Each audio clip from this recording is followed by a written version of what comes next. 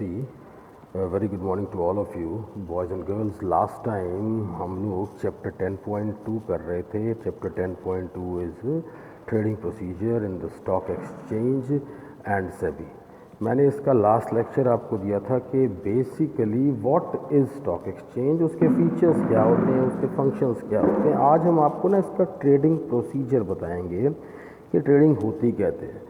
देखिए, आप लोगों ने ना अकाउंटेंसी के चैप्टर 7 में इशू ऑफ शेयर्स पढ़ा है। इशू ऑफ शेयर्स में कंपनी शेयर इशू करती है, वो आपके नाम हो जाते हैं। उसके बाद अब जब शेयर आपके नाम है तो उसका मार्केट प्राइस अगर अप हो जाए तो आप उसको बेच सकते हैं या नहीं बेच सकते, वॉटएवर। अगर एक बार शेयर आपके नाम हो जाता है उसके बाद आप उसको किसी स्टॉक एक्सचेंज के थ्रू सेल परचेज करते हैं। देखिए क्या होता है, हमारे पास ये यहाँ पे 7 स्टॉक एक्सचेंज दे रखी हैं। ये वो 7 स्टॉक एक्सचेंज हैं जिसके सिर पे एक बॉडी है जो इनको चेक करती है, जिसको हम सेबी बोलते हैं, securities and exchange board of India. ये तो वो गवर्नमेंट बॉडी है जो इन 7 के ऊपर एक वॉच डॉग है, एक चौकीदार है।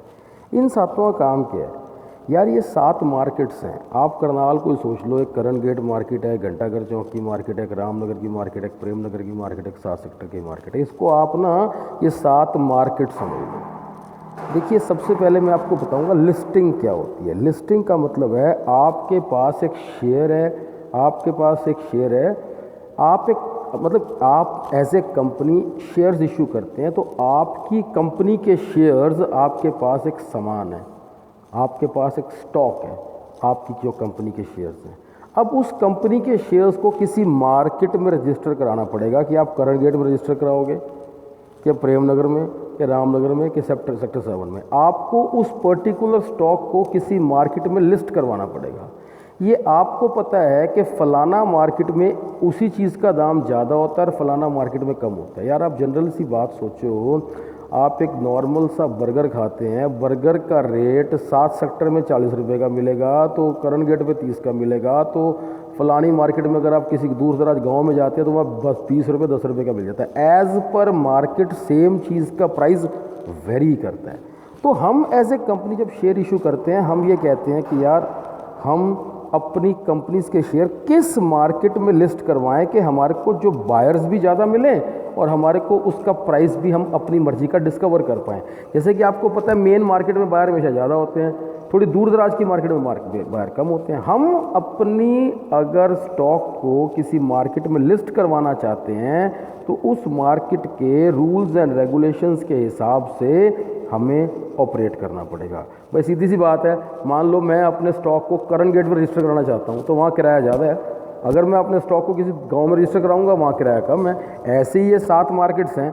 अगर मैं अपने स्टॉक को सबसे बड़ी स्टॉक एक्सचेंज में लिस्ट कराऊंगा तो बेसिकली थोड़ा बहुत कमीशन रेट कम ज़्यादा होगा, या यहाँ के नॉर्म्स बहुत सख्त होंगे, यहाँ के नॉर्म्स बहुत ईजी होंगे, maybe whatever. These are different markets. आपके स्टॉक को ऐसे लिस्ट करवाया जाता है। लिस्ट होने के बाद आपके पास तो शेयर है, कंपनी ने स्टॉक या शेयर्स को रजिस्टर करवाया था, लिस्ट करवाया था to a particular stock exchange. आपके पास तो एक शेयर है। ये जो ट्रेडिंग प्रोसीजर है, this is for an individual human being कि वो अपना शेयर कैसे सेल परचेज कर सकता है, आपकी एग्जिस्टिंग सिक्योरिटीज़ सेकेंडरी मार्केट या स्टॉक एक्सचेंज में कैसे सेल परचेज हो सकती हैं। सबसे पहले आपने एक ब्रोकर सेलेक्ट करना है। यार मैं ना आपको ब्रोकर के बारे में बताता हूँ, ये ब्रोकर हैं कौन कौन से। मैंने लास्ट लेक्चर में आपको बताया था कि हमारे स्कूल के सेकंड गेट के बाहर राइट साइड में stock holding corporation of India है। ये सरकारी ब्रोकर है। आपके करनाल शहर के आपको मैं कहीं और ब्रोकर बताऊंगा जो आपकी नॉलेज में होने चाहिए। देखिए, ये एक्सिस बैंक का ठंडी सड़क पे, एक्सिस बैंक की ऊपर फर्स्ट फ्लोर पे इंडिया बल्स है। इंडिया बल्स एक प्राइवेट ब्रोकर है। काम वही है जो सरकारी करते हैं, वो ये करते हैं। ये प्रॉपर्टी डीलर है जो आपके प्लॉट को बेचता खरीदता है या आपके शेयर को बेचता खरीदता है, आगे से बाहर आपको जनरेट करके दिलवाता है। आप मुगल कैनाल पे जाएंगे, मुगल कैनाल के ऊपर आपने अगर बहुत एक फेमस गारमेंट्स की शॉप है बत्रा गारमेंट्स, लाडला बेकरी से राइट टर्न लेते, बत्रा गारमेंट्स के फर्स्ट फ्लोर पे एक ब्रोकर बैठा हुआ है जिसका नाम है इंडिया इन्फो लाइन। ये भी एक ब्रोकर है, प्राइवेट ब्रोकर है। आप मुगल कनाल पे आगे जाओ, एक डीसीबी बैंक है, उसके आसपास एक मोतीलाल ओसवाल है। मोतीलाल ओसवाल भी एक प्राइवेट ब्रोकर है। This is Motilal Oswal is a private broker, बड़ा फेमस। बता देते हैं आपको, सेक्टर 12 के अंदर डोमिनोज़ है। डोमिनोज़ से 4-5 SCOs पहले एक रैली गियर के नाम से एक ऑर्गेनाइजेशन है। Rally gear is one of the private broker, ये भी एक ब्रोकर है। ये तो मैंने आपको वो दुकानें बताई जो तुमने ना कभी सुनी ना देखी। आज आपको पता लग गया तो शायद आपको वो नज़र आनी शुरू हो जाएंगी कि यार वाकई ये नाम सुना था, कभी आपके माइंड के जुरिस्डिक्शन में आया नहीं कि भाई ये एक ऐसा ऑफिस है, यहाँ बिकता क्या है, यहाँ पे सेल क्या होता है, किस चीज़ का ऑफिस है। तुम्हें टूरिज्म के ऑफिस पता है, फाइनेंस के ऑफिस पता है, तुम्हें खाने पीने के दफ्तर पता है, तुम्हें ईटेबल्स की शॉप्स पता है। ये जो बोर्ड लगा हुआ है रैली गियर का, तुम्हें पता ही नहीं इसके अंदर हवा बिकती है कि पत्थर बिकते हैं, क्या बिकते हैं। तुम्हें अब पता लगेगा कि जो मैंने आपको 7-8 फर्म्स बताई हैं, 7-8 ब्रोकर बताए हैं, 7-8 ये जो आपके बोर्ड्स या बिजनेस ऑर्गेनाइजेशन बताई हैं, ये बेसिकली आपकी ब्रोकर्स हैं। आप अपना एक ब्रोकर के पास अपना नाम रजिस्टर करवाते हैं इन पर्टिकुलर डिटेल्स को देख के, और आप रजिस्टर हो गए। उसके बाद आपका एक डीमैट अकाउंट खुलता है। और डीमैट अकाउंट क्या होता है? ये डीमैट अकाउंट एक डिपॉजिटरी के पास खुलता है। समझो यार, तुम्हारा डीमैट अकाउंट तो डिपॉजिटरी के पास खुलता है। तुम ऐसे समझो, तुम्हारा सेविंग बैंक अकाउंट एक बैंक में खुलता है। सेविंग बैंक अकाउंट एक बैंक में खुलता है। सेविंग बैंक के अंदर आप अपने पैसे जमा करा सकते हो। ऐसे ही डीमैट अकाउंट एक डिपॉजिटरी के पास खुलता है। जो मैं अभी आपको बता के आया हूँ ना, जितने पीछे ब्रोकर बता के आया हूँ, ये India Infoline, India balls, rally gear, ये सब डिपॉजिटरीज़ हैं। आप अपना डीमैट अकाउंट इन डिपॉजिटरीज़ के पास खुलवा सकते हैं। वो बात अलग है कि कुछ एक प्राइवेट बैंक जैसे कि HDFC और एक्सिस बैंक्स, ये भी डिपॉजिटरी सर्विसेज देती हैं कि आओ हमारे अंदर आप सेविंग बैंक अलग खुलवा सकते हो और डीमैट अकाउंट अलग खुलवा सकते हो। डीमैट को डीमैटेरियलाइजेशन बोलते हैं। इस डीमैट अकाउंट में आपकी स्क्रिप्स कहते हैं number of share. 7 share Reliance के 10 वाले, 20 शेयर टाटा के 30 रुपये वाले, 40 शेयर मारुति के 40 वाले, इनकी डिटेल, इनका मार्केट प्राइस, करंट वैल्यू आपकी कितनी है, वो डीमैट अकाउंट के अंदर स्टोर होती है। ये डीमैट अकाउंट किसी डिपॉजिटरी के पास खोला जाता है। तो आप एक डीमैट अकाउंट को खोलेंगे और ध्यान से सुनना, at present there are 2 basically depository institution in India. यार ये 2 डिपॉजिटरी इंस्टीट्यूशंस हैं। इसका क्या मतलब है? The depository comes into contact with the investors through the depository participants. The depository participants is the agent of the depository. जैसे बैंकों के ऑफिसर्स आपके पास आके आपके अकाउंट खोलते हैं, ऐसे डिपॉजिटरी के जो एजेंट्स होते हैं डिपॉजिटरी पार्टिसिपेंट्स होते हैं। हर एक डिपॉजिटरी को इन 2 जगहों से लाइसेंस मिला होता है, जो बेसिकली डिपॉजिटरी इंस्टीट्यूशन इंडिया। तुमने इतनी डिटेल में नहीं जाना, तुमने सिर्फ क्या करना है, डीमैट अकाउंट खोल देना है। उसके बाद ऑर्डर प्लेस करना है। बात को समझो, आपका एक सेविंग बैंक अकाउंट है, आप हेलो हेलो करके ना तो पैसे निकलवा सकते हो ना जमा करवा सकते हो, आपको प्रॉपर चेक देना पड़ता है या नेट बैंकिंग करनी पड़ती है। लेकिन यहाँ पर क्या है, देखिए, आपका जो भी डिपॉजिटरी है, वहाँ पर जो भी ऑफिसर है, आप उस ऑफिसर को पर्सनली या टेलीफोन पे या ईमेल कर दोगे ना। अगर आप उसको ईमेल भी कर दोगे भी मेरे इतने शेयर बेच दे, मेरे इतने शेयर खरीद ले, बात ख़त्म। उसने आपके टेलीफोन पे ही number of shares, for example Tata के शेयर आज का रेट है 40 रुपये और आपने कहा भी मेरे 100 शेयर खरीद ले, तो 40 रुपये का शेयर है, 100 शेयर उसने आपके खाते में डाल दिए और 4000 आपके सेविंग बैंक अकाउंट से डेबिट करवा दिए, कटवा दिए। 4000 रुपये आपके सेविंग बैंक से कट गया, लेकिन डीमैट अकाउंट में 40 स्क्रिप्स बेसिकली 100 रुपये वाली वो आपके अंदर स्टॉक ऐड हो गया। ये 100 रुपये की एक शेयर है। अब ये जो 100 रुपये का एक शेयर है, वक्त के साथ 99 का रह जाएगा कि 105 का हो जाएगा, ये वक्त बताएगा। उस हिसाब से आपके डीमैट वैल्यू बढ़ती रहेगी, घटती रहेगी। कहता स्टार्टिंग ऑनलाइन मैचिंग क्या होता है? The broker then will go online on contact to the main stock exchange and match the shares with the best price available. वो एक बेस्ट बाय ढूंढेगा आपके पर्टिकुलर, उसके लिए communicating mention price in the broker terminal. When the shares can be bought or sold at the price mentioned, it will be communicated to the broker terminal and order will be executed. भाई एक price है, वो broker ने आपके दोनों parties को बता दिया और उस प्राइस के थ्रू एग्जीक्यूट कर दिया ऑर्डर, आपका माल खरीद के आपके डीमैट अकाउंट में डाल दिया। Issuing contract note after the transaction has been completed within 24 hours, the broker issue a contract note. The contract note contains the following details. कहता है कितने शेयर आपने खरीदे बेचे, उसका प्राइस क्या था, किस डेट पे, और मेरी ब्रोकरेज कितनी बनती है, चाहे बेचो मेरे से चाहे खरीदो मेरे से, ठीक है। पे इन डे वर्किंग क्या होता है, now the investor has to deliver the shares sold और pay cash for the shares bought. This should be done immediately after receive the contract note. Contract note आपके पास आया और पेमेंट की delivery आपके बैंक अकाउंट से debit हो जाती है। सेटलमेंट इन द प्रोग्रेस क्या है, ये जो पॉइंट नंबर 8 है, कैश इज पेड और सिक्योरिटीज आर डिलीवर्ड और pay in day which takes place before the T+2 as the deal has to be settled on the T+2 day. Here T+2 implies that if the transaction is done on Monday, it will be settled on the following Wednesday. T+2 मतलब transaction का second day ये settlement हो जाएगी। उसके बाद क्या है कि पे out day working on the T+2 day the exchange will deliver the shares and make payment on the other broker. आपके शेयर्स आपको डिलीवर हो जाएंगे और उसने जिस ब्रोकर से लिए होंगे उसको वो बेसिकली पैसा दे देगा। डिलीवरी ऑफ शेयर्स आपके डीमैट अकाउंट में ये पर्टिकुलर चीज़ क्रेडिट हो जाएगी। ये था trading procedure of stock exchange. अब बच्चों आप सुनिए ये सेबी क्या होता है, securities and exchange board of India. मैंने आपको अभी बताया, देखिए हिंदुस्तान की तमाम इंश्योरेंस कंपनी के ऊपर एक government body as a check है, एज ए चौकीदार है, एज ए वॉच डॉग है, उसको IRDA बोलते हैं, insurance and regulatory development of act of India. ये IRDA is a body which is watch dog on insurance companies. RBI एक ऐसी बॉडी है जो तमाम नेशनलाइज और नॉन नेशनलाइज बैंकों के ऊपर एक वॉच डॉग है, ये बैंकों के ऊपर एक गवर्नमेंट चेक है। ऐसे ही तमाम स्टॉक एक्सचेंज पे जो ये शेयर डिवेंचर की डीलिंग जितने ब्रोकर सब ब्रोकर्स डिपॉजिटरीज के ऊपर होती है, उनका जो वॉच डॉग है, चौकीदार है, जो गवर्नमेंट बॉडी है, वो सेबी है, जो 1992 में बनी थी, securities and exchange board of India.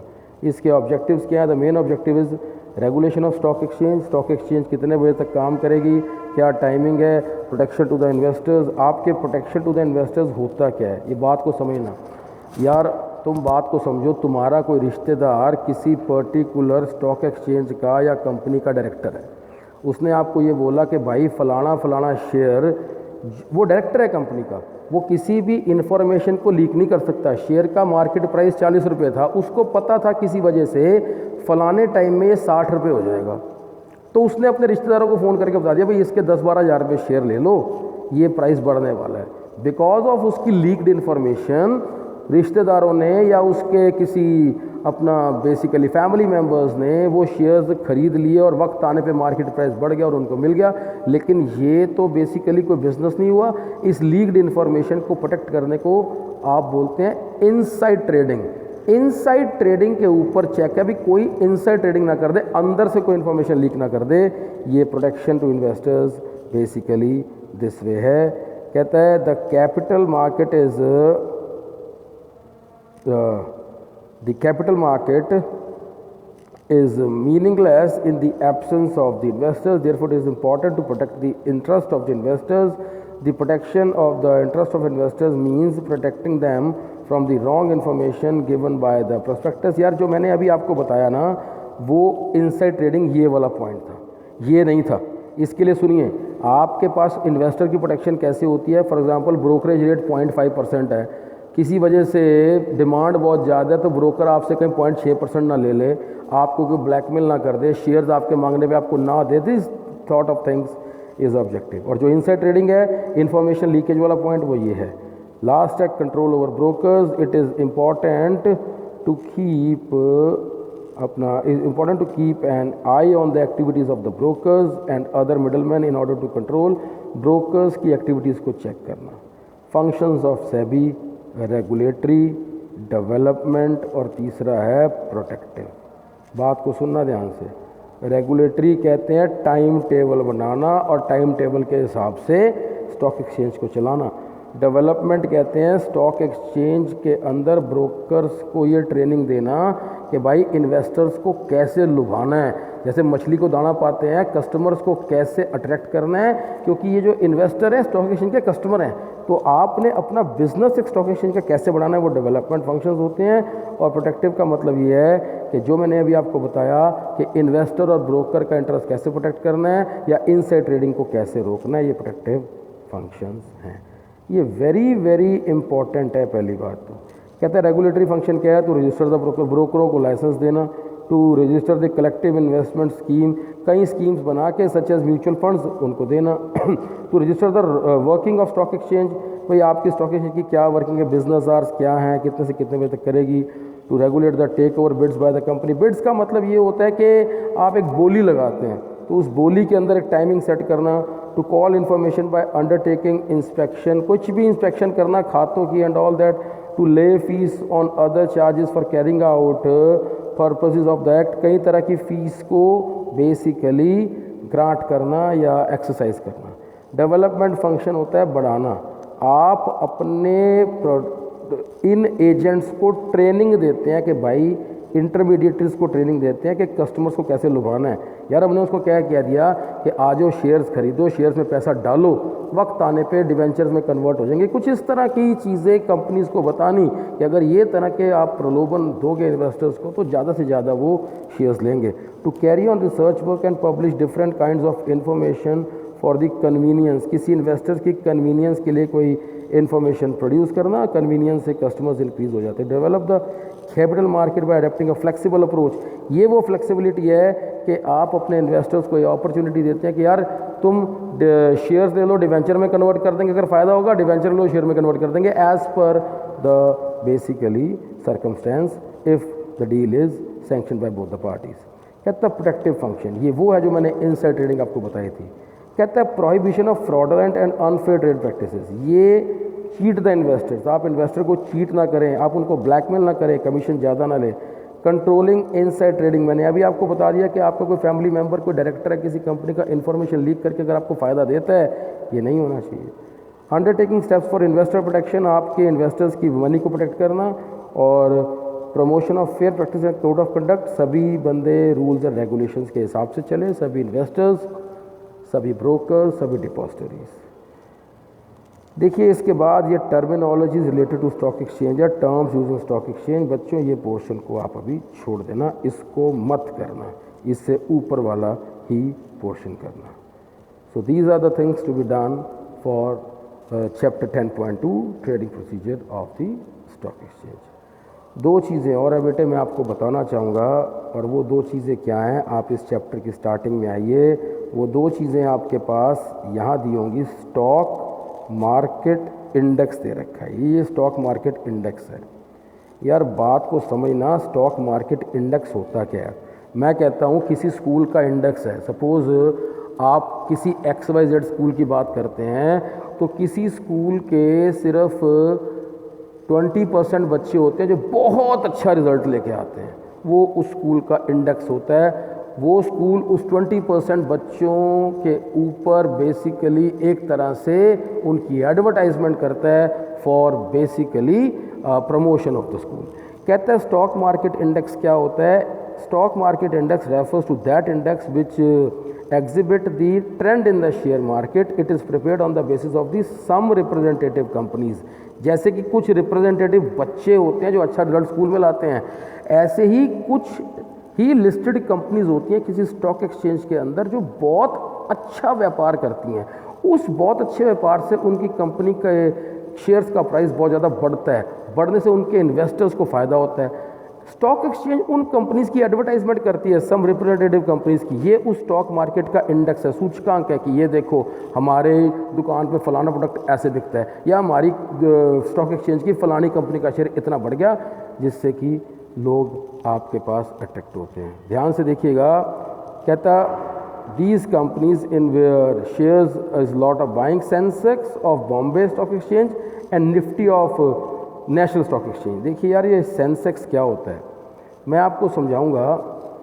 हमारे बुजुर्ग ना आज भी ये जो ब्लैक कोला है ना उसको पेप्सी या कोक नहीं बोलते, कैंपा बोलते हैं, क्योंकि काले रंग का जो ये लिक्विड था पहली ये थ्रिल या कैंपा या 77 के नाम से आई थी। जो पुराने बुजुर्ग हैं कैंपा ही बोलते हैं। हर स्टॉक एक्सचेंज अपने इंडेक्स का एक नाम रखती है। बॉम्बे वाले कहते हैं कि भाई मैं अपने स्टॉक एक्सचेंज इंडेक्स का नाम सेंसेक्स रख रहा हूँ, सेंसेक्स। बॉम्बे के अंदर की जो पहली 30 बड़ी कंपनीज हैं उनके रिजल्ट को वो सेंसेक्स नाम देता है। अब सेंसेक्स सबके ऊपर चढ़ गया। कलकत्ता स्टॉक एक्सचेंज वाले कहते हैं हमारा सेंसेक्स ये है, जो गलत है। लुधियाना स्टॉक एक्सचेंज वाले कहते हैं हमारा सेंसेक्स ये है, जो गलत है। क्योंकि सेंसेक्स एक वो नाम है जो हमारे मुंह पे चढ़ चुका है, इसलिए हम हर एक इंडेक्स को सेंसेक्स सेंसेक्स बोलते हैं। ये गलत है। सेंसेक्स स्टॉक मार्केट इंडेक्स सिर्फ बॉम्बे स्टॉक एक्सचेंज का है। कलकत्ता वाले सिर्फ ये कहेंगे हमारी कलकत्ता स्टॉक एक्सचेंज का इंडेक्स ये है, वो सेंसेक्स यूज़ नहीं कर सकते। वो बात अलग है, हम उसको कैंपा की तरह यूज़ कर देते हैं। ऐसे ही नेशनल स्टॉक एक्सचेंज का नाम निफ्टी है, वो अपने स्टॉक मार्केट इंडेक्स को निफ्टी नाम देती है। एक लाइन लिखी हुई है, stock exchange is also known as the barometer of the economic development. अगर व्यापार बहुत ज़्यादा स्टॉक एक्सचेंज में है तो इसका मतलब ये है कंट्री में ग्रोथ है, तभी लोग पैसा स्टॉक एक्सचेंज में डालते हैं। So boys, this was the chapter under stock exchange. Goodbye, God bless.